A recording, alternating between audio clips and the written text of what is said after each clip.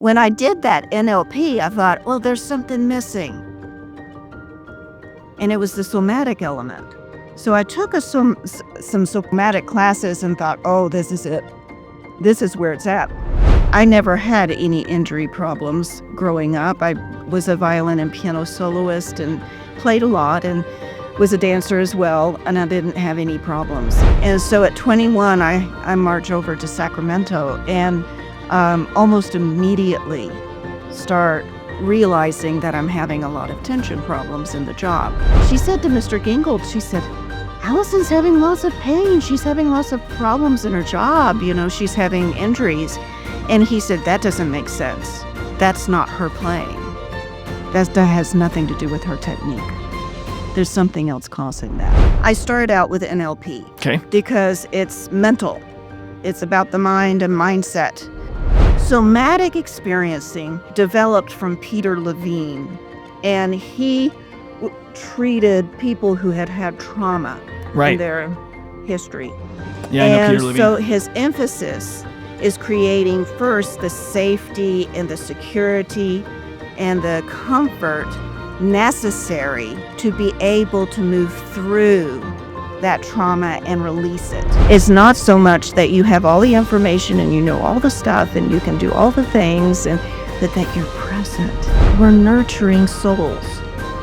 Oh, yeah. We're nurturing these beings in what we do. And what a beautiful way to do that through music.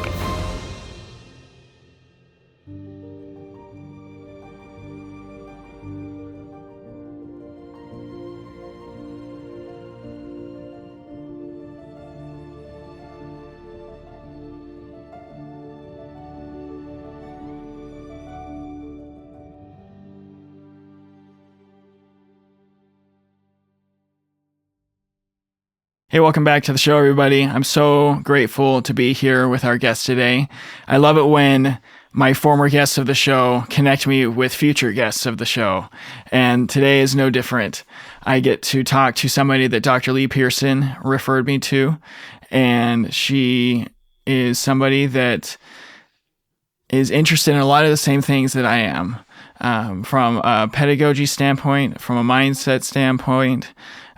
She has experience working with injured musicians as well as educators. She's a transformation coach for musicians, and she has degrees in piano and violin and certifications in neurolinguistic programming, training in neurolinguistic programming. And I'm just so grateful and excited to be talking to Alison Garner. So welcome to the show, Alison. Thank you. I'm happy to be here. Me too. I'm happy you are here. Good. So over Facebook Messenger, you were telling me a little bit about your own injury experience. And like I was telling you before we started, I just love to give the guest the reins for this part of it, to just share your story of your experience with injury, coming back from it, and how it's kind of shaped you. So yes. I'll just let you take the reins. It does shape you. It does. And as it's happening, you feel like your life is ending. Mm-hmm. And when you look back on it, you realize it was a formative experience and you're grateful for it. So I never had any injury problems growing up. I was a violin and piano soloist and played a lot and was a dancer as well. And I didn't have any problems and went to school and didn't have any problems. And got my first audition with an orchestra out in Sacramento. And this was the mid-'80s. And at that time, the orchestras on the West Coast were starting to go bankrupt. Oh, no. So it was a really frightening time. And there were a lot of social issues happening, too, in that area of the country that were pretty frightening. And so at 21, I marched over to Sacramento and almost immediately start realizing that I'm having a lot of tension problems in the job. We were the most busy orchestra in the country at the time. And so we had many, many things going on and very few rehearsals and lots of performances. So we were playing under stress. And as a violinist, kind coming out of a music school, my goal was to play as well as I could for everything, and so I practiced like crazy and over-practiced, I'm sure, in that time. But what I started experiencing almost immediately was, pain, and the pain was pretty much everywhere. It was in my spine, it was in my wrists. I was having all sorts of pain in my hip, and for someone who's never had any problems, it was alarming. And I had a friend of mine that was still studying with my former teacher, Joseph Gingold at the time, and, she said to Mr. Gingold, she said, "Allison's having lots of pain, she's having lots of problems in her job, she's having injuries." And he said, "That doesn't make sense. That's not her playing. That has nothing to do with her technique. There's something else causing that." Interesting. And I thought at the time, I thought, "What else could be causing it?" I was so physically oriented because that's where I was feeling it.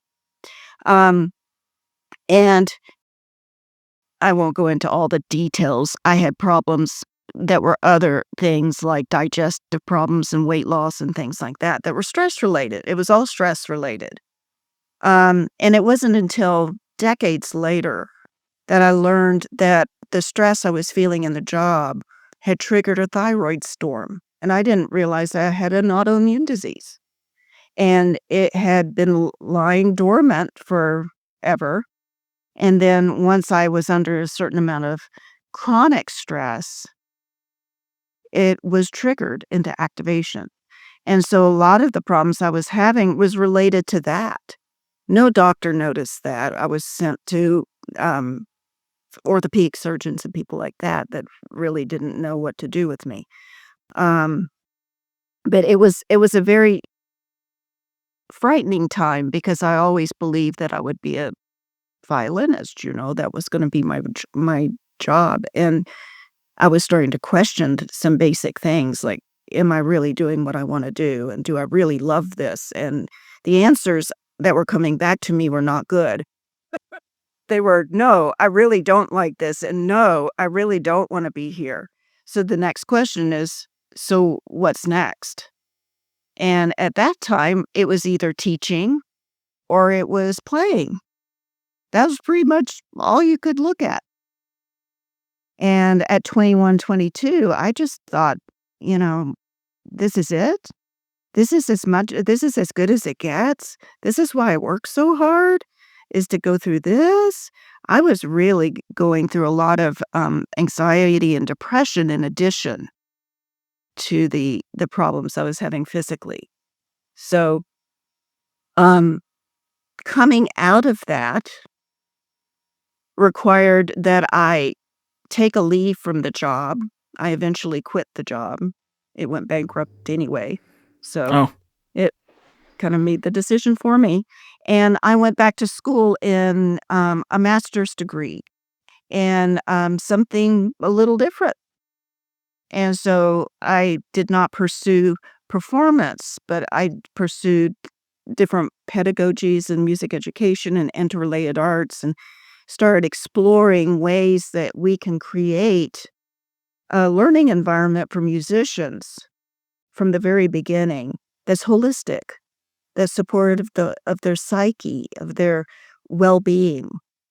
And I didn't know what that looked like, and I didn't know what I would learn from this, but I felt called to do that after my experience. And that's not ended. I've continued on that track for ever since then. So that's pretty much what happened to me. I did get completely healed when I got out of the situation, and I play now and, have no problems in my playing. I have some arthritis, but I just tend to that, and I know how to work through it, and, it's not a problem. So it really, for me, was a mentally charged, psychologically charged thing. Once I felt the stress, that's what signaled my body to respond in crisis to get me out of there.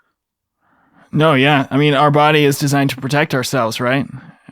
And somehow our mind, we kind of pit ourselves against our body, you know? Yeah. Yeah. So Right. how did your experience in that master's degree kind of inform you, like looking back on that time as an orchestral musician, Yeah. and then inform what you did going forward, as far as like things that you specifically had to change? You know Right. what I mean? Yes. That was not a quick process. And it was one of those that really affected my behavior before I was conscious of it. So it became kind of an embodiment of a new way of being. And then I discover, oh, I'm doing things differently. Why am I doing things differently? Oh, it's because of this. So it's kind of sneaky when you start going into that work. And my my way of doing everything is to question. And so Good. during that time, when I was taking a lot of coursework, I was at a university. I had a required set of classes to take. I didn't think those classes prepared me for anything, so I took those classes, and then I took a bunch of other classes and coursework, and learned something, got certified in ORF or Kodai or, some other Cool. methods. And I grew up in Suzuki, but I went on and got registered in Suzuki just so that I would get all these different ways of thinking through a problem and how to treat a child, how to address contextual things in music. I was taught how to place my fingers on the fingerboard and how to draw my bow, but there was nothing contextual about it. I never was talked about it was never talked about what my body was doing, what my mind was doing, what I was doing related to the world around me. I mean, that just didn't happen. And, so I kept taking classes and wound up getting into somatic work. And being a former dancer, that was a pretty natural progression. And doing some Alexander technique things. I'm not licensed in it, but I have a little bit of knowledge of it.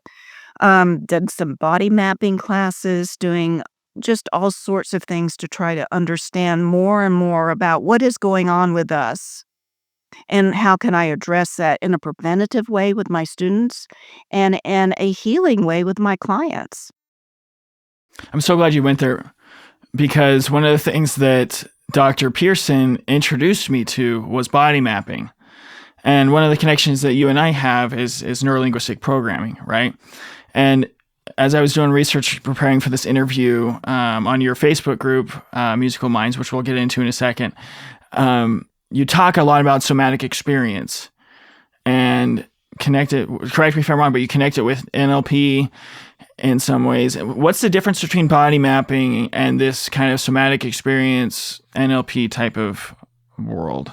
Okay, so I love the way you think because it's all, it all has its wisdom. Going just one route is not all, you're not getting all of Oh, it. yeah. So it's all useful. I would say that there's a combination. Well, let me back up. I started out with NLP Okay. because it's mental. It's about the mind and mindset. And Absolutely. the first certification class I took was on dual hemispheric integration, which was fascinating because it wasn't just the right and left hemispheres working together, but it was literally mending them in ways that create a higher level of experience and learning and flow and all the things that we say that we really want to have. And the subsequent NLP classes I took were on language, and another one was more on well, both of them actually were on language and being able to understand someone's mental map in a Right. way that you can talk with them in an easier way. when I did that NLP, I thought, well, there's something missing. And it was the somatic element. So I took some somatic classes and thought, oh, this is it. This is where it's at. Somatic experiencing developed from Peter Levine, and he treated people who had had trauma in Right. their history. Yeah, I know Peter And Levine. so his emphasis is creating first the safety and the security and the comfort necessary to be able to move through that trauma and release it. So when you're talking about somatic work, that's where it's rooted in. What it's rooted in is the trauma. It's now related to all sorts of different things. You don't have to have big trauma to have an effective session with somatic therapy, but that's where it began. And it deals with somatic nervous system things and autonomic nervous system things, like the polyvagal stuff, Mm-hmm. which I'm also certified in. Um, Body mapping is more about function and use. Okay. So is Alexander technique. I mean, that's totally an oversimplification. So I apologize to anybody out there who are experts in those fields because, of course, it goes much deeper. But in body mapping is how the body works, how it functions, how it connects together, and how you can function and use it in a way that is optimal. And pairing body mapping with somatic work is just that's something I'm very interested in learning more about Yeah. because I'm more of the somatic now. I know a little bit about body mapping, but if, merging those two would be very powerful. Um, and then the transformation work that I do in coaching, that once again is dealing not so much with mindset as it is just with your thinking and how your thinking creates your reality. And so when Definitely. you bring all of those things together, you're aligning your true self in a way that's really authentic. And when you extend that to an activity like playing the violin or, composing a piece or teaching a student how to play the piano, it is very powerful when you have those tools because you have ways of connecting in a way that it's very, very deep and meaningful for the child or meaningful for the audience or meaningful for the artist. Yeah. And I'm so grateful you went to a little while back, you were saying things about taking all these classes and learning about all these things. It took an injury for me to realize that all of us need to be taught according to who we are, not who the teacher is, Yeah. And that comes from like an instrument specific pedagogy point, but it also comes from a personality learning style standpoint. I was a music education major, so learning theory and all that stuff was my jam before this was, I guess. So you mentioned patterns of thinking, and I'm thinking that those two things are connected. How we're taught in relation to our patterns of thinking. And so when you're working with teachers, how do you help them see from like maybe a pedagogy standpoint, but also just like working with each student according to the needs and the different characteristics of each student? Does that make sense? Because I feel like if that's not understood correctly by the teachers, that's where injuries can happen later on down the line, whether they be physical or psychological, right? Yeah. Well, there are a couple of things that come to mind in response to that. One, the teacher brings to the studio her or his own experience. Right. Most of us were taught in a way that's not supportive of our well-being. It doesn't mean necessarily that we got abused or, we, suffered from cruelty or anything like that.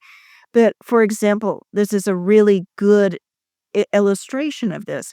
I was preparing for my senior recital, and it was a difficult program. And my teacher, about 3 or 4 days out from the recital, decided that my violin was not up to the task.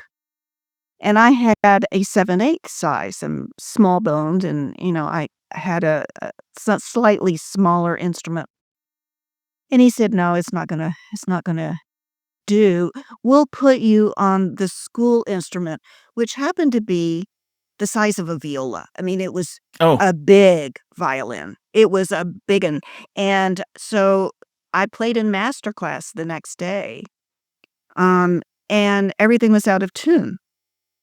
And after the master class, I was just beside myself. My neck hurt, everything was not feeling right. And my, instructor said, "Oh, you didn't practice enough." oh man. This was a delightful person. This is a very nurturing person. That was that's the way he grew up. That's how he was taught. And that's what came out. He said, "Oh, you didn't practice enough." And, luckily, his wife was there. She's a concert violinist. She said, "We're gonna go for a drive." And so she dumped me into the car, and we sailed off, and she started asking questions, and she said, "Tell me about what that instrument is that he put you on." And I told her the story of it, and she said, "Well, it looks like a viola in your hands." And she said, "But there's nothing for it. You're gonna have to play Sunday with that instrument." She said, "This is what you're gonna do." She said, "You're gonna change that chin rest to your old chin rest. You're using your same shoulder pad. She said, "The thing that has happened is that you have practiced so well that you have learned the minute micro differences between this and that, and it doesn't apply to this instrument. But your ear will take over. So don't worry about it.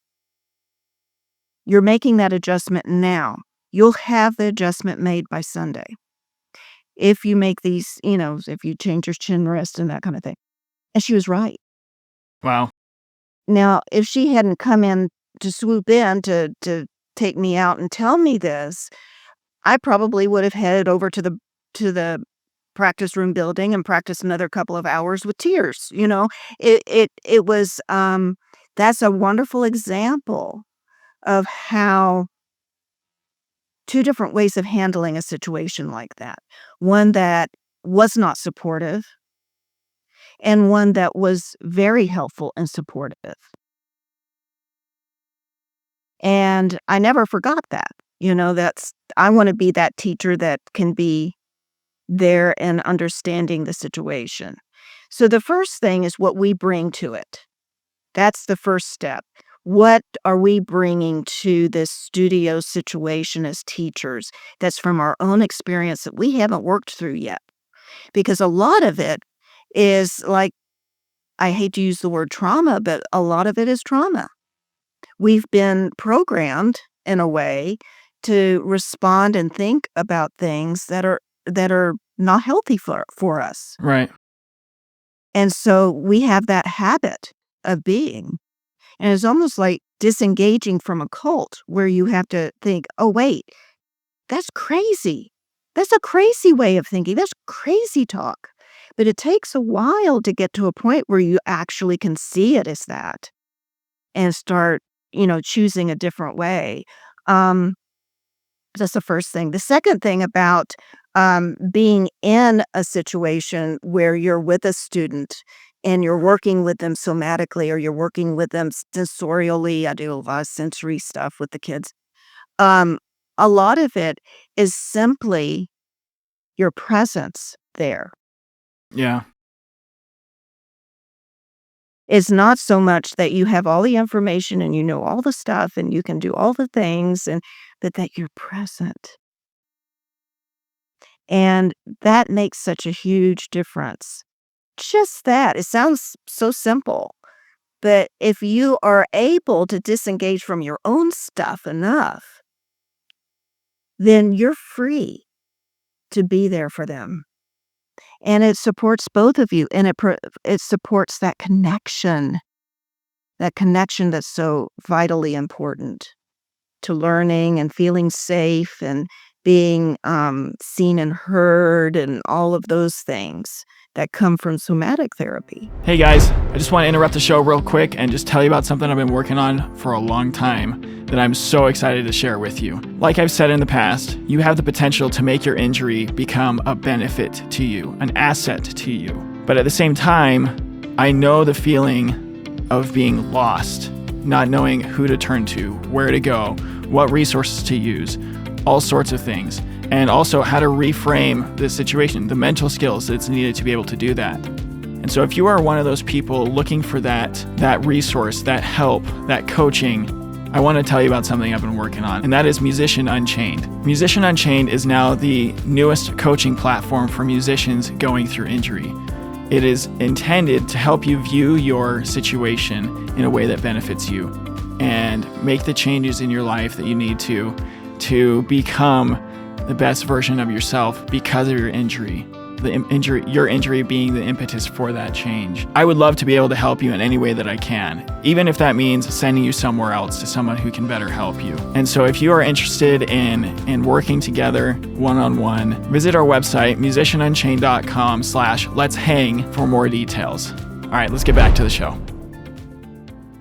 Did that answer your question? Yeah, and it sparked another one. Okay. We always talk about the student always, like, I feel like so many master classes I've been a part of is like, yeah, just always be learning, be always a student of your instrument and everything, which is great. Like, I'm 100% a proponent for that. But I don't know if I've ever really heard anyone really talk about curiosity from the teacher's standpoint to the benefit of the student, because some of the most impactful teachers I've had embody that. And just like each lesson is an act of exploration for them as well as it is for me. Yes. And I think just taking that sort of approach versus having an agenda, I love the title coach. Yeah. Versus a teacher or a professor or something like that, because if we're doing it right, one of my favorite definitions of coach, and there's different methodologies for coaching, is the student has everything that they already need within them. And so your job as a coach is just to ask questions to bring it out of them. Yeah. Right. And that takes a lot of curiosity on the part of the teacher. And fostering that connection through curiosity on both sides, I think can really, talking about health, physical, emotional, psychological, the whole nine, it starts with the culture that you're creating within that environment, Well, I also like to think too that we're nurturing souls.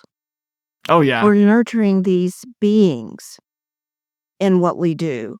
And what a beautiful way to do that through music. And if we are doing it in the right spirit, if we're coming from the heart and we're using our heads, but we're coming from the heart, we're able to ask the right questions. We're able to develop the curiosity in ourselves enough to understand this being, and that person that you are connecting with, they'll learn that. They'll start to develop that for themselves. Instead of berating themselves that they aren't playing better, they'll say, "What's going on today? I wonder what that is." It's strange, isn't it? Oh, well, that's what today looks like, But they have they pick up that sense of allowing things to be the way they are, and at the same time getting a little curious about it. That's kind of an interesting thing.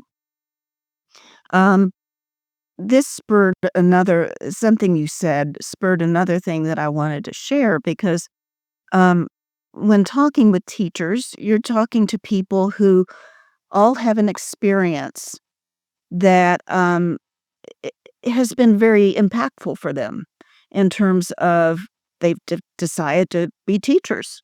They Right. decided to teach music. So this is a big thing for them. And whether it's good, bad, or indifferent, to shift a perception or shift a perspective that kind of has defined you up until now is really kind of triggering. And so I'm going to be doing a workshop in ASTA next week for the American String Teachers Association. Cool. And I've I'm working on the things that I want to have the teachers experience, because I think that a lot of this we can relate to if we experience it, and then we can see that shift. And in this workshop, I'm going to start out by having all the teachers in the room take a pencil in the right hand. I don't care if they're left-handed. They're going to take it in the right hand, and they're going to hold it between their thumb and their middle finger, and they're going to write instruct. But they're going to have to write it on the top line, and they're going to have to write it in block lettering. And I'm going to be very specific about it. I'm going to correct them as I walk through the room, and then we'll talk about what that experience is like for them. What is that experience like? What did you want? What were you wanting in this? And probably things like, I want to get out of here, or, I am wanting approval, or I want to do it right, or what have you. Some people will feel nervous from this, having someone looking over them and imposing that instruction on them. And then we'll do it a second way, where they can use either hand, they can hold it the way they want to. We're going to explore and experiment with different things. I'll ask a lot of questions, see, you know, what it is they want to write. And we're going to put inquire, but they can use any font they want. They can put it anywhere on the page they want, so that we have a completely different experience in a writing exercise. And I think that in having those two experiences back to back, you really see the difference. You can feel the difference. You can experience, oh, my body was doing this and this and this in the first one. And in the second one, I felt very free to do what I wanted to do. And I was much more feeling safe and relaxed. And that transfers so well to what we do as teachers when we're instructing a student. That's so cool. I hope nobody that's going to that conference just listened to that, because then they'll have gotten a spoiler. Oh, they got a spoiler, but there's more. Okay, good. So that was a sneak peek then. It's a sneak peek. There we go. That's what it is. Yeah. Well, I love this conversation because everything you're saying is sparking another question that's not even on my thing. And All right. so I have always considered musicians to generally have pretty strong work ethics, myself included. Whether or not that work ethic is founded upon a healthy foundation is a different story. However, I feel like today we see a lot of rhetoric and conversation surrounding like kind of this camp of thinking that we've been talking about the last little bit, and the more blue collar-ish, work ethic, grindstone type of mentality in order to become a great musician, and there have been things that I've seen on social media that have kind of made me laugh a little bit, in that we get too black and white in our thinking, because some people and I'll just use this term, in their old school thinking and way of working on their craft, could see what we've been talking about as kind of soft, or not pushing our students. And I disagree, because quite frankly, I feel like I still have as strong a work ethic as I have ever had. Yeah. However, it's founded on a different thing. It's a different way of thinking. Right. And I'm curious, in your experience as a coach, specifically as a transformation coach, how have you found that balance with the people you coach, with students or educators, whoever they are, in a more healthy work ethic of like still working diligently on Yeah. your craft to become as good as you can get, Right. but doing it from a place that's not like no pain, no gain, or Right. that type of stuff. Right. Right. Um, well, it's different for everyone, and it Case in depends point. on, what they're bringing to this. I worked with a lovely girl, in the Philippines, online that was preparing for a competition, and she was a violinist, and she was a wonderful player, and she came to me because she felt like she could play in a performance adequately, but there was no expression. She was totally wooden. And so we dissected a little bit what her body went through when she walked out on stage and what Okay. her thinking was as she was walking out on stage. And when we looked at those, I said, "Okay, I want you to there's" I'll call her Jane. "Here's Jane over here with those thoughts and those feelings. Now let's create the Jane you want. And what would that look like? What would your experience be? What would you be feeling in your body? What would you be thinking?" And I'm not saying for you to do this. I'm not saying that this is possible or not possible or anything. Let's just spitball a little bit and see what you want. What would that be ideal? And so we created that Jane. And in doing that, I realized what it was she wanted, not what I wanted for her, but what she was visualizing. And in her case, we did a lot of somatic work, a lot of imagination work, and thinking of colors, being able to come up with stories. But in addition to that, having some kind of movement or somatic response that triggered it. For example, she had a lot of stomach involvement when she got nervous.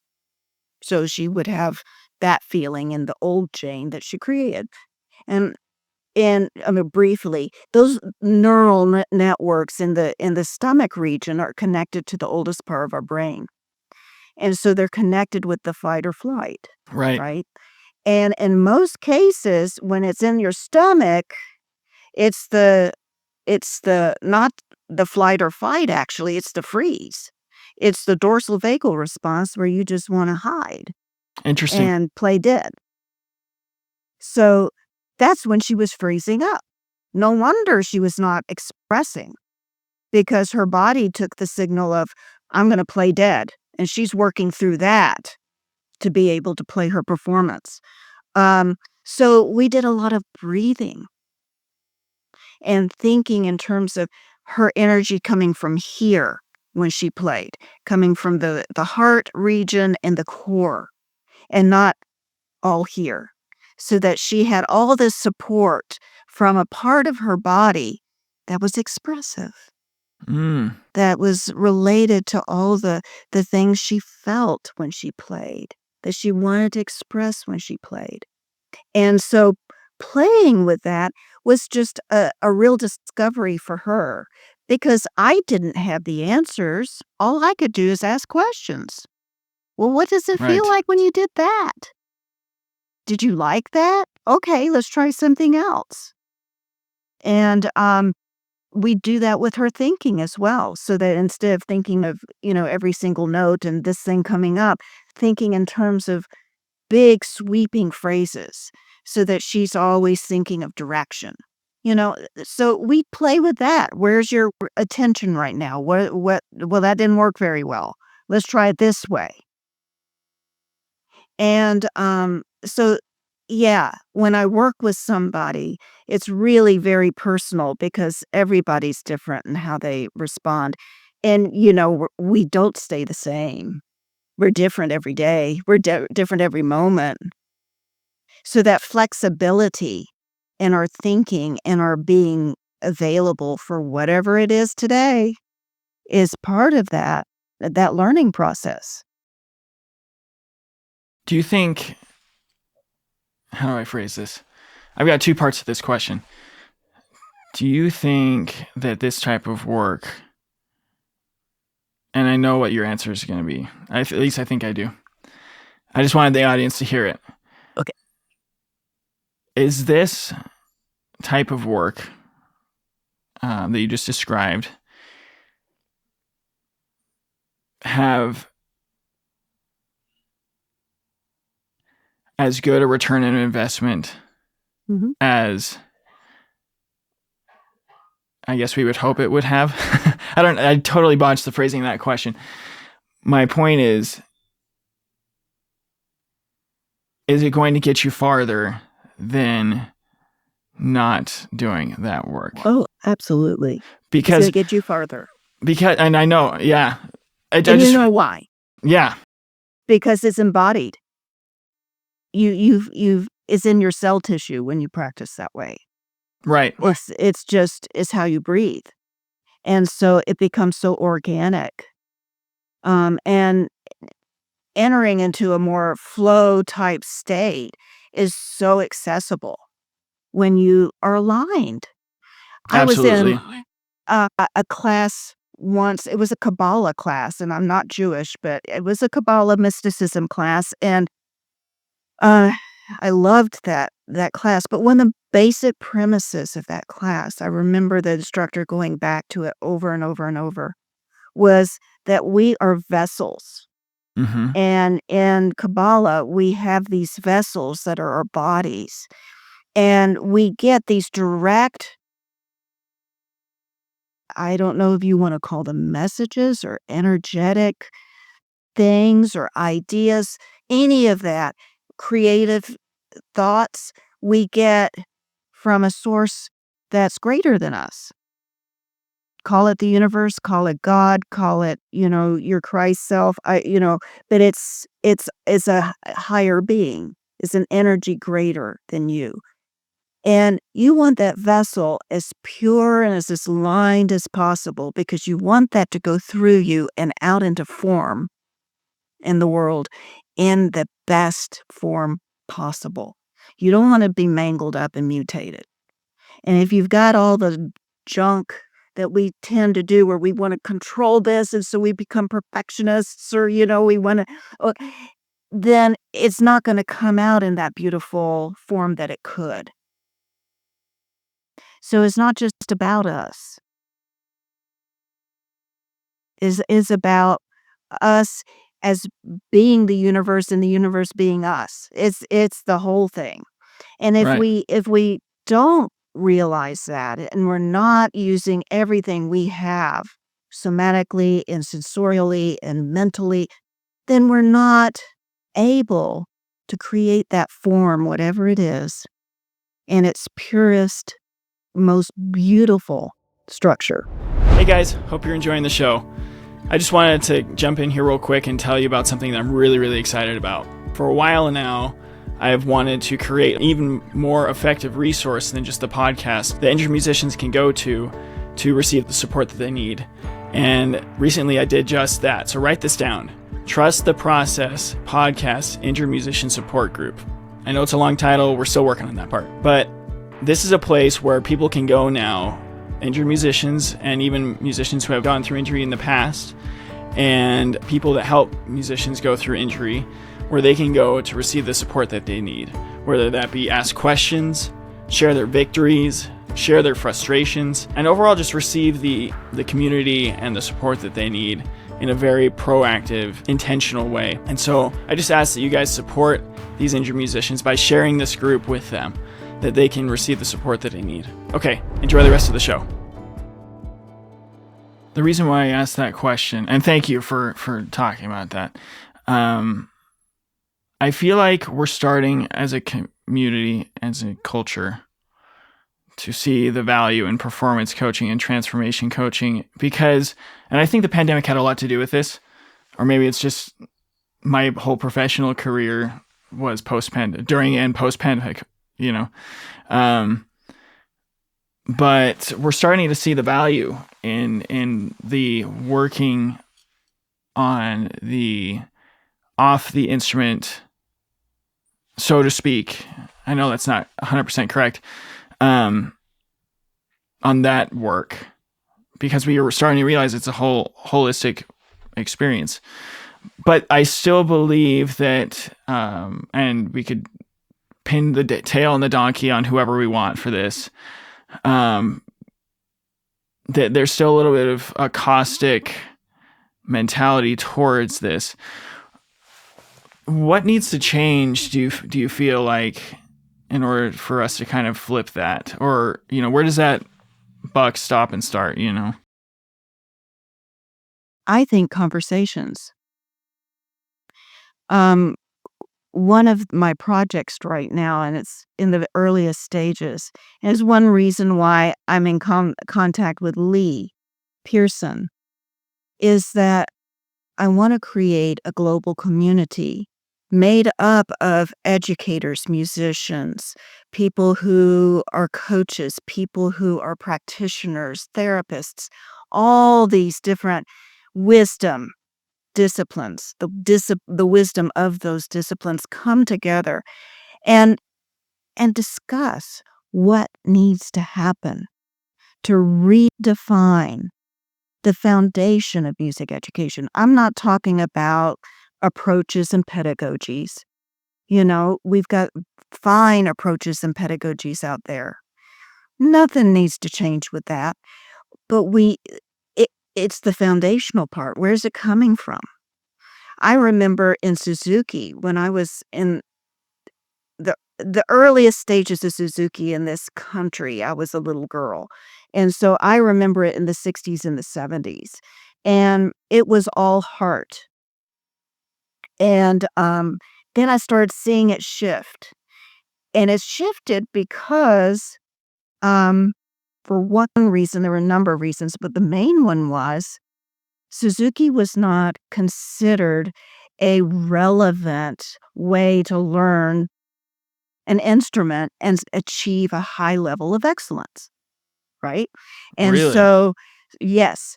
So when I first went to school at Indiana, I was a performance major, but I had to keep it a secret that I was a Suzuki student because I could be blackballed. And I don't think that's the case now. We've had too many people that have really made it, and but that's when the shift started happening toward more of a traditional mindset. It wasn't a traditional approach. It was still Suzuki, but I think that there was this, oh, we've got to prove ourselves. We've got to prove that we can create just as good a musician as the next guy who's not Suzuki. And so this validation thing started coming into play, and it shifted. It changed. And I think that's easy to let that happen because we put so much emphasis on achieving excellence. But really, what is achieving excellence but being able to embody what you do? And some people do that pretty naturally. Some of the greatest can do that. Most of us have to learn it. Right. But we all have that possibility. And that's what, that's why we need to have these discussions so that we can have a foundation that's guidelines for music ed people or guidelines for people who are just starting to teach, whether it's in the classroom or it's in a studio, that they have guidelines that are very usable, very applicable, that are based on these kinds of principles. They don't have to go be a therapist. They don't have to become a coach, but they can glean that wisdom from what we create and base everything they do on that. however they choose to teach. And I think that's what's needed. If we can do that, then we're not losing students right and left. We're making connections with them. They'll be our future board members on an orchestra board, They'll be our audience members. I have a colleague that says we need to create more amateurs, and that's what she means. We need to create people that value music in their lives, but they're not earning a living doing it. They'll support those people who are. Right. Do you feel like, and I'm talking like traditional music academics, what is their role in this envision? Group, not group. I don't want to trivialize what you said, but like, right. You know what I mean? Like the collective. Yeah. So what you mean the college level? Because in my mind, from my perspective, I'm just recently graduated. That's maybe influencing that. But that's kind of the world where a large percentage of music professionals live right now. Yeah. And I think I'm looking at how you start a child and how you continue them to college. Because I think the earlier you begin, the better chance you are to have that being be balanced, right? Then they go to college and they'll see when things don't align right. And a lot of the things that go on in music schools, I think, is shifting from what I've heard from people who you can correct me if I'm wrong. It's hearsay, but I think there is some attempt to start bringing in like an Alexander teacher or be able to, offer improvisation to these people that are classical musicians and, trying to address some of the narrowness that and the specializing that we have. When I was at Indiana in the 80s, there was no orchestra excerpt class. We played our concertos and then got a job. I mean, how does that work? You don't play the orchestra stuff the same way as the solo stuff, So it was craziness. Well, now I think that's a standard that you're going to have an orchestra excerpt class if you're, moving in that track. But right. Yeah, I think if it starts in the lower grades, it will have to change in the college level because they'll have a different kind of student coming in with different They'll have to expectations. adapt. Yeah. That's They'll have to very adapt. And cool. One thing, there's experimentation with this already across the pond. Then in London, they've implemented a coaching program in Guildhall that is experimental. It's a research kind of based program. It's been very successful. But they put students through their normal paces as a music student, and they also have access to a coach. And it may not be a performance coach. It may be somebody that's helping them with some psycho-emotional thing or, and the results are overwhelming at how helpful and supportive that is for those students. So that's something else that's really encouraging. There's starting to be on that level some questioning to the point of that big an action being taken. So it's exciting stuff. That's really promising, actually.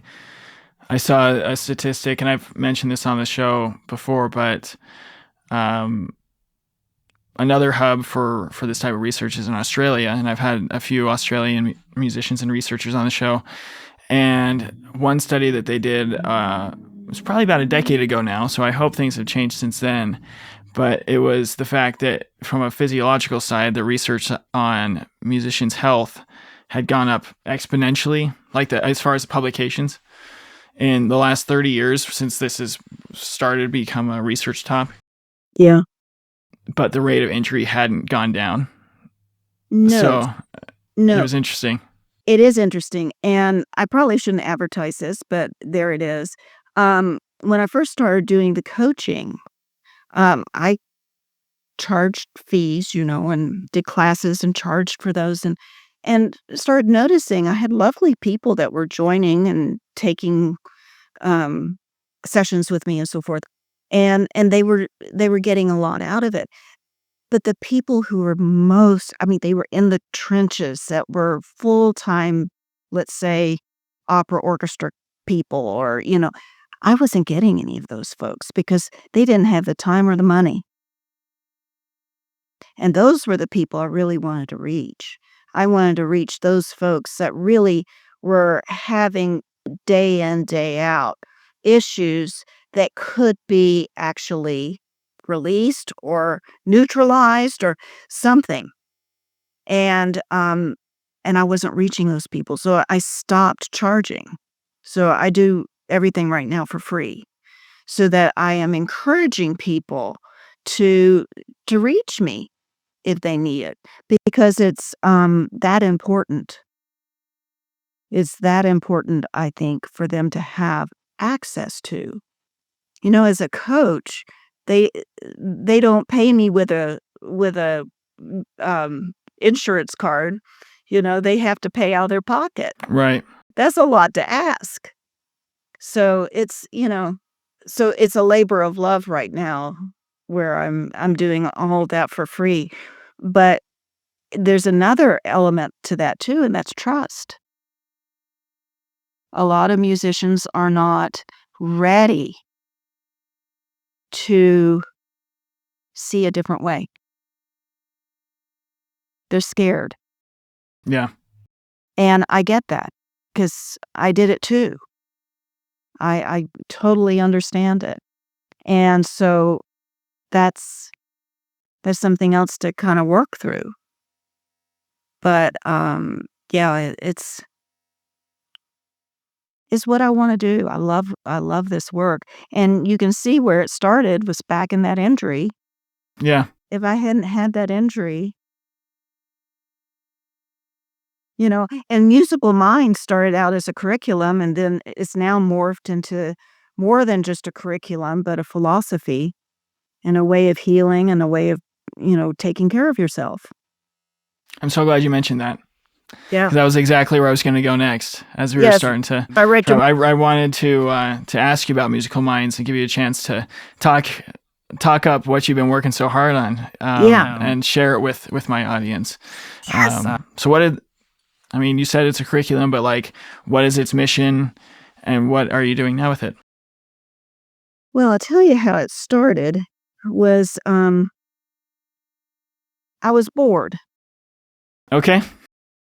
and I had just had my daughter.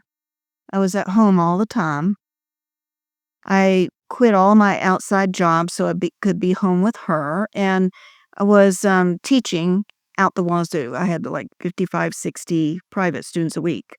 But I stayed at home, and it's ideal. And I was seeing all these problems in my students. And I well, they're not practicing. They're not doing what I'm asking them to do. Why do they come to lesson? They're not progressing. All the old ways of thinking were coming up. Like they're not getting anything out of this because they're not doing it the way I think they should do it. So, Musical Minds started out as an inquiry, and I just started asking questions and doing research and doing a whole lot of reading, talking to other people, and it's an interrelated arts curriculum to teach the instrument in a way that's aesthetics based. So it's Oh. is putting the heart first. Um, and the curriculum, I've published 14 books, but the curriculum is really for the kids to use. I don't have much for teachers. So my next project is to write practicum for teachers that does go into the psychology and the philosophy enough so that they understand the context of these things that I offer in that. But I'm heavily influenced by Edwin Gordon's work and music learning theory, and so you'll see a lot of that in there. I have a lot of movement things, a lot of art in there, art activities, and making that a way of making musical concepts concrete for children.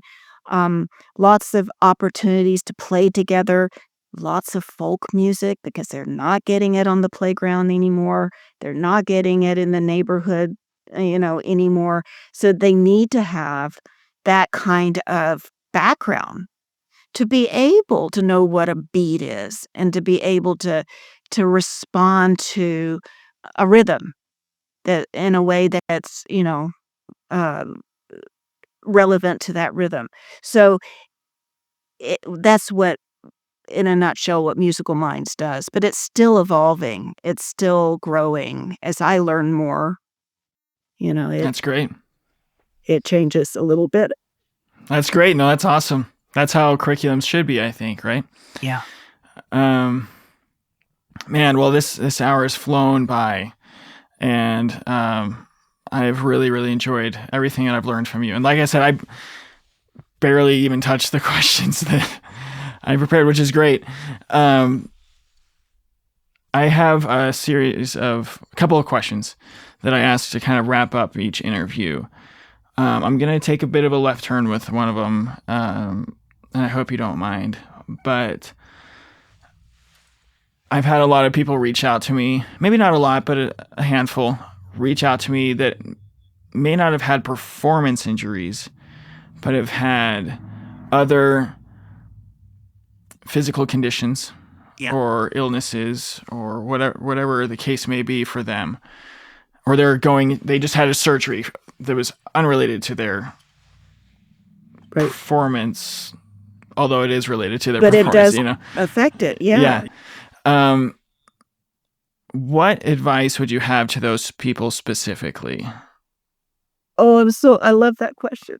This may be another podcast episode, but No, because it's so relevant to what I'm going through now that I've been writing about it.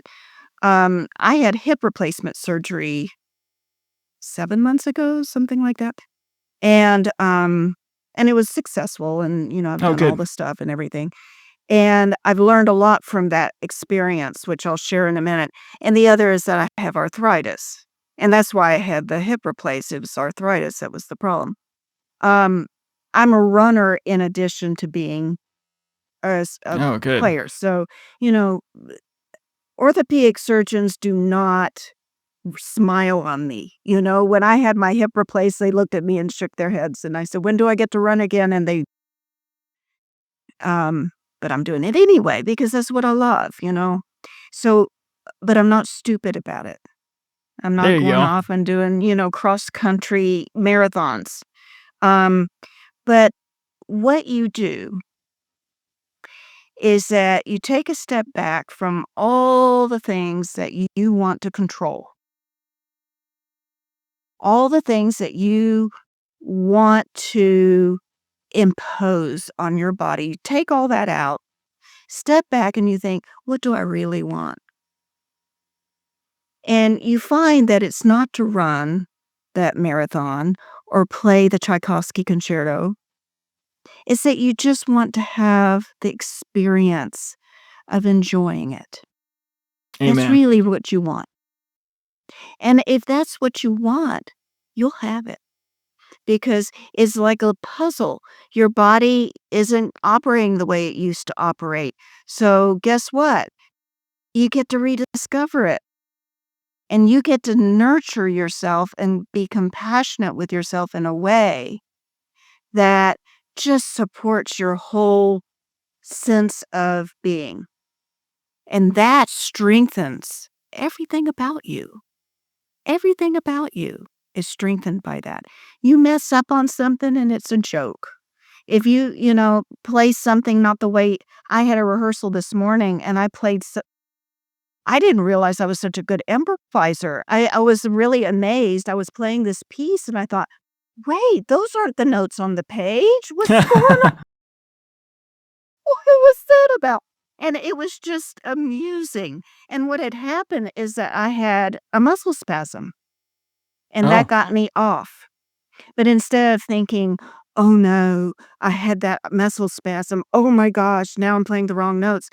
It was just like, well, let's see what happens here. Let's just go for the ride and see what comes out. And I listened to the recording later because we're doing it with a dancer. And then that dancer is going to be hearing that recording to choreograph it. And we listened to the recording. I thought, I kind of like that better than what the composer wrote. It had the freeness and it had the playfulness and the spontaneity. So you have to have the kind of thinking that allows for the greatest things to happen. But don't try to name them. Don't limit yourself in that way because it will go in the direction it should go in, not on the one that maybe you have thought of. and that just started part 2 of this. No, just kidding. Oh, that was so good. That was so good. Because so many people have reached out to me and they're like, hey, I'm about to go through a surgery. Hey, I'm going through an autoimmune disorder or disease. I don't know what the correct terminology is there, but and I don't have an experience to be able to, share that with him. So I'm so grateful that you went there, because if there's anything that people can take from the show, I hope there's multiple things. Yeah. But one of them is that a lot more affects your playing and your performing than you give credit. Yes. And you have more control over, no, I don't like to use the word control, but you have more choice in it Right. than you realize. I think of Michelangelo, that famous quote everybody knows, that when he made one of the sculptures, I don't know if it was David or which one, he said, I just remove all the things that I don't need to get Right. to the form that's there. That's all we're doing. We're just pulling away all the things we don't need. And if our hands don't work just right, well, let's find out how they do work. Let's see. When I had my hip replacement surgery, I was amazed that my bow arm changed. Whoa. It was on the left side and my bow arm's on the right. And yet there was a freeness here with the left hip being functional. Now, I didn't know that. It never occurred to me that that would affect my playing, but it did. And it was kind of a gift. It was, oh, wow. Maybe I should have the other hip done. Yeah, hopefully not everybody's going to go and get their hip replaced from this show. I just want to be a better violinist. Yeah. It's somebody goes into their orthopedist, it's just so I can be a better violinist. No, that's not the advice we're giving here, guys. Disclaimer. Yeah, right. Yeah, right. Well, it's just like, for my example, is like going to a chiropractor has made a world of difference for me. I mean, I did have a back injury from a gym experience, so it was fixing that, but also it was helping me sleep better. It was helping me think more clearly. And goodness knows if a guy my age needs to think better, think more clearly, And it's just taking care of yourself is an investment in your playing, in your musicianship, and your injury prevention, and your injury recovery. And yeah, I mean, there's really nothing else to say about that. It's just, but I did want to say one thing before I ask you my last question. The people, you said that we're looking for the experience of enjoying things. I'm paraphrasing you, but it's really, for any musician out there who's going through an injury or anything that inhibits their playing in any way, there are more things that can create that emotion in you. Now, obviously, there is a sacredness to being a musician, and that, like, I don't want to trivialize the feeling and experience you have in music making. It's very unique and singular. But the reason why we do it is to get that feeling, to get that good vibe, or however you want to phrase it. Yeah. And so to everyone out there, I think the message is just to find those things that fulfill that mission for you. Yes. Fulfill that And objective. surround yourself with them. There's something else Absolutely. you can do too, and that is to mentally go through it. Yes. I do that a lot with my clients, where what is the best experience you can have in this event that's coming up, and create it in your mind with all the details, all the sensory stuff, added into it, all of that, and rehearse it that way and enjoy it. You're telling your neural system, this is a fun thing. And we're this is experiencing it. Yeah. And we're experiencing it. Right. So good. And that was another thing I wish we could have gone more into, is the NLP side of it. My last question, and you've already alluded to this, I just love asking it to everybody, because injuries are hard. Yeah. Really, really hard. And a musician can feel really lost during their experience. But if you could go back in a time machine and you had a magic wand, or a magic bow, since you're a violinist, and you could go back and wave that bow and remove your injury experience, or you could leave it there, which would you choose, and why? Well, I would leave it there. Why is that? I've learned too much from it.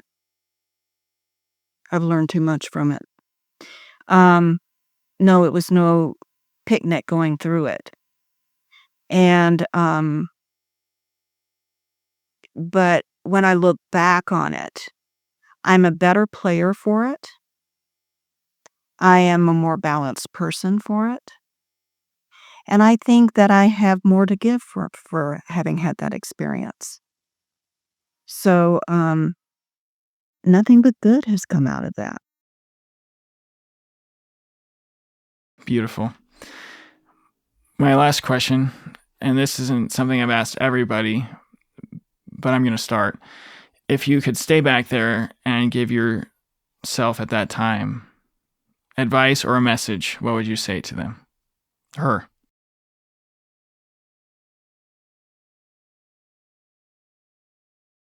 Well, I dreamt it at the time.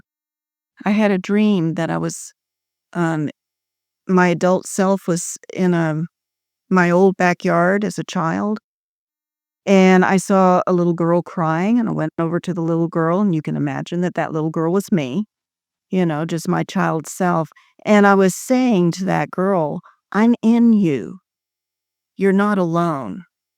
I'm there. You don't know that I'm there, but I'm there, and I'm guiding you because I know what comes next. And what comes next is glorious. But you've got to get through this first." And I think that's what people need to be able to tell themselves. They're not alone. They're not alone. And there's nothing shameful either. There's a culture of shame around injuries too. I have really felt shame during mine. So there's no shame in it. It's a way that your body is telling you something's not right. I don't know how to tell you this other than in this pain. And now that you're listening, let's start asking some questions. Let's change course. Let's see what's next. Awesome. Well, I definitely got a lot from this interview. A lot. Cool. And I know out there in podcast land, a lot of people did as well. This is actually, I forgot to tell you this, but this is our final interview of season 3 of the show. Okay. And so I think this is just a beautiful way to wrap it up. And so I'm just appreciative of your time. If anybody were to want to reach out to you, how could they best get in contact with you? They can contact me through Messenger, through Facebook. You can email me.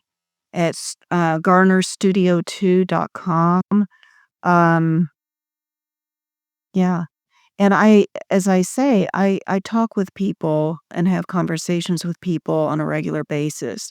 So if you're a little unsure, just shoot me a message and let's see if it's going to be right for you before we make any kind of um, gesture toward a conversation. I do not charge for those. So, yeah, I'm I'm sure people will available. be very grateful for that.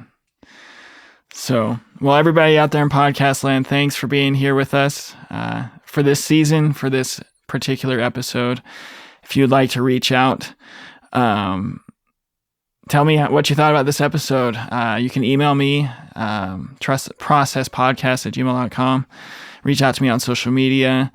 If you want to contribute to the mission of this show through donation, that link is available to you. But I just hope that you would keep up with the happenings on the show and join our newsletter so you don't miss anything. And if you'd like to pursue a coaching relationship through Musician Unchained, that's available to you as well. So until next time, keep on keeping on and keep trusting the process.